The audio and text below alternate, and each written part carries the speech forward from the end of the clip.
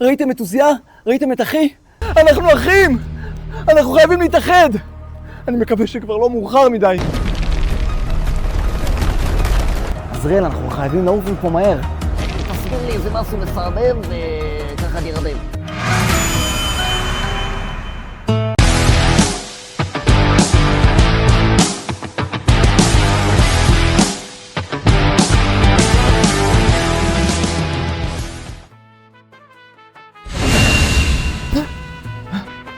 עזריאל, עזריאל. מה קורה? הגיע הכיבוד? עזריאל, תהיה בשקט. מישהו מגיע.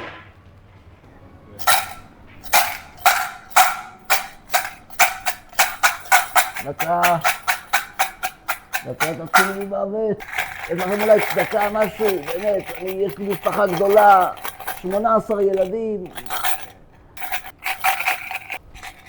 יש לך משהו? שקל, אגורה, רובל, כל דבר יכול לעזור. יש לך אולי משהו לאכול להביא לנו? אנחנו רעבים. גם אתם צריכים. כן. כולם בירושלים צריכים. כולם צריכים. אלה צריכים אוכל, אלה צריכים בית. אלה חולים, מסכנים, נבח. לא פשוט בירושלים שבין החומות, לא פשוט. למה אתם יושבים פה ברחוב? אין לכם בית? לא, האמת שאין לנו לאן ללכת. אנחנו מתגלגלים פה כבר די הרבה זמן. מחכה שעזריאל יחזיר אותנו הביתה. אני ממש מצטער שאני לא מזמין אתכם לבית שלי. הבית שלי הוא לא כל כך בית, זה כוך מתחת לאחת הקשתות פה. האמת שלא פשוט להשיג פה בית בתוך החומות. הבתים פה צפופים מאוד, משפחה עם 10 נפשות חיה בחדר אחד. זה לא פשוט, יש הרבה מחלות. הרחובות צפופים, ועיד עליך המסכנים הקטנים, אין להם איפה לשחק. איי, אם רק הייתי רוטשילד. אם רק הייתי רוטשילד, הייתי בונה וילה גדולה עם נוף לים של ירושלים. לא, אין ים בירושלים. אז הייתי מכין ים בירושלים. אני רק צריך עוד... זה אמיתי.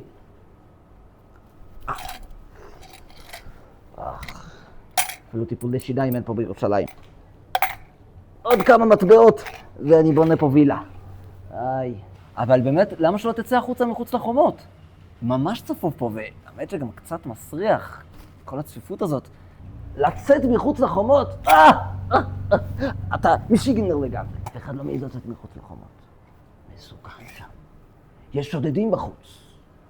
יש חיות עורפות. זאבים, נמרים, אריות. אף אחד לא יוצא מחוץ לחומות של ירושלים. בשום פנים ואופן. השתגענו, שיגנר לגמרי. אתה מזכיר לי בדיוק לפני כמה ימים היה פה מונטיפיורי. מוזוס מונטיפיורי, סר מוזוס מונטיפיורי, השר מבריטניה. הצחיק את כולנו. הוא רצה להציע לנו שנצא מחוץ לחומות. הבטיח לנו הבטחות גדולות. אמר, נבנה לכם בתים רחבים, תחנת רוח שתטחון את הקמח, יהיה לכם איפה לעבוד. נבח, אני לא עובד בשום עבודה אחרת. אני קבצן בן קבצן בן קבצן. סבא רבא שלי גם כן היה קבצן. אם כבר דיברנו, יש לך אולי איזה צדוקה?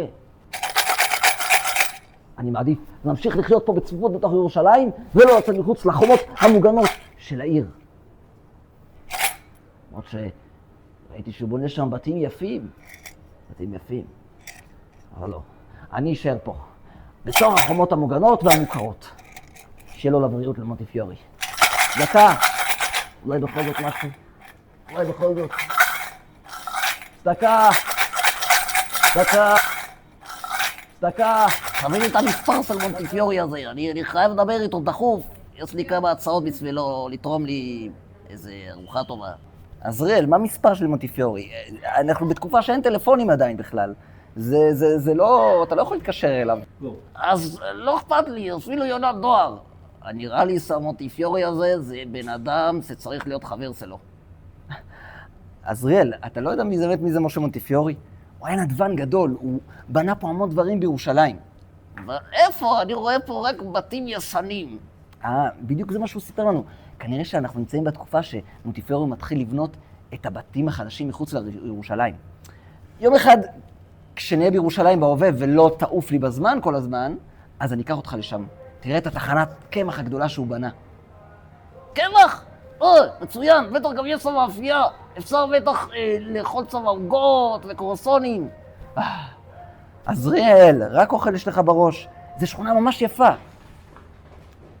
נלך לבקר שם? בטח. אז אולי תחזיר אותנו להווה סוף סוף? אז תעזור לי להירדם. טוב, קדימה. יאללה, לך לישון.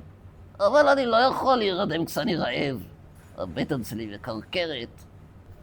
צדקה, צדקה, צדקה לכבש מסכן, וחסר בית, וחסר אוכל, רייס. צדקה, צדקה, צדקה.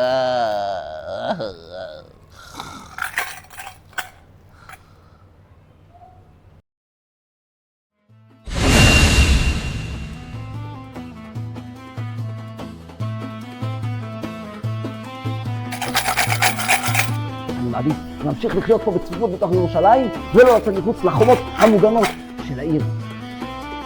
וואו, איך הוא פחד לצאת מחוץ לחומות.